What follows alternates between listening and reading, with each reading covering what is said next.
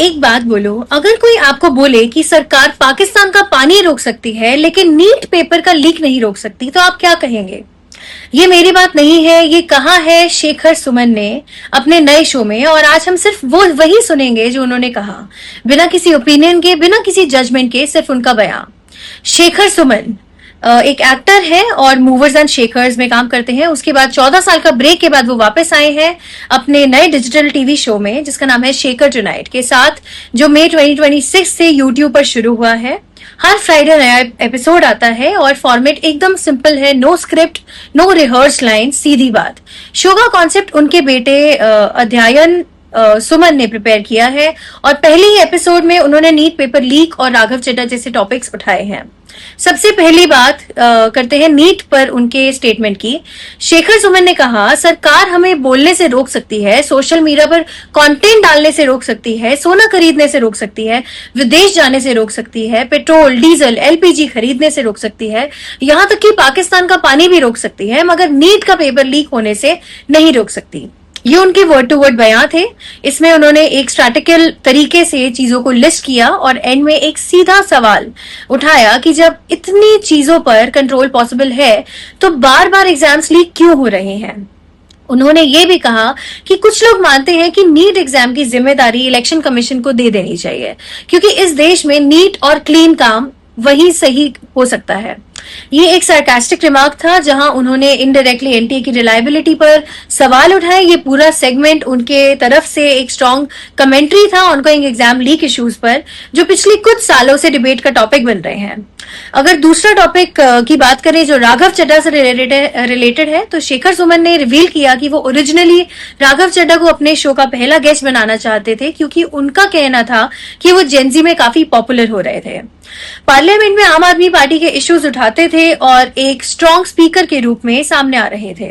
लेकिन उनके मुताबिक जब राघव चड्ढा ने आप छोड़ी, यानी कि आम आदमी पार्टी छोड़ी और बीजेपी ज्वाइन की, तो उन्होंने इसे वोल्ट फेस कहा और बोला कि इसी वजह से उनका शो पर बुलाने का मन नहीं किया इनको। शो के दौरान उन्होंने ये भी मेंशन किया कि बीजेपी ज्वाइन करने के बाद राघव चड्ढा ने अपने पहले वाले स्टांस से डिस्टेंस बना लिया और नीट जैसे इश्यूज जो पहले वो उठाते थे उन पर अपना अप्रोच बदल दिया।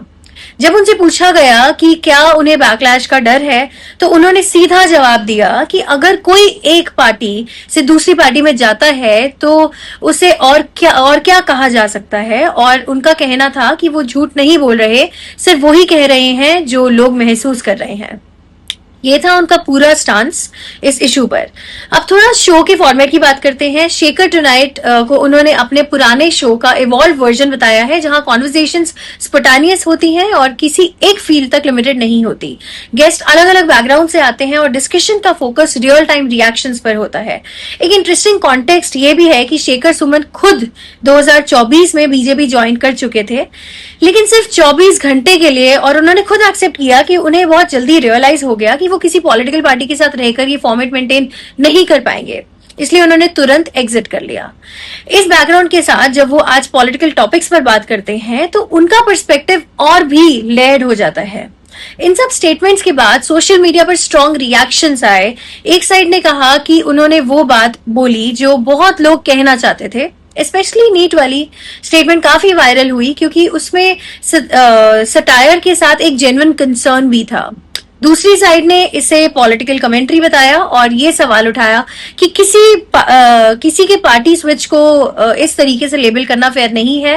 नीट पेपर लीक का इशू वैसे भी पहले से डिस्कशन में रहा है, इन्वेस्टिगेशन हो चुकी है और बार बार सिस्टम की क्रेडिबिलिटी पर सवाल उठते रहे हैं, और इस शो के थ्रू ये मुद्दा फिर से स्पॉटलाइट में आ गया है।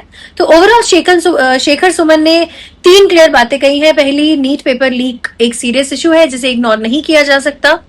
दूसरी, राघव चड्ढा का पॉलिटिकल शिफ्ट और उनकी अपनी ऑब्जर्वेशन शेयर करी। और तीसरी, उनका कहना है कि जो भी बोला गया है वो उनकी पर्सनल फैब्रिकेशन नहीं बल्कि पब्लिक सेंटिमेंट का रिफ्लेक्शन है। अब आप बताइए, आपको क्या लगता है, सही कहां और गलत कहां? Thank you so much. My name is Tanishka Bhatia and subscribe for more such videos.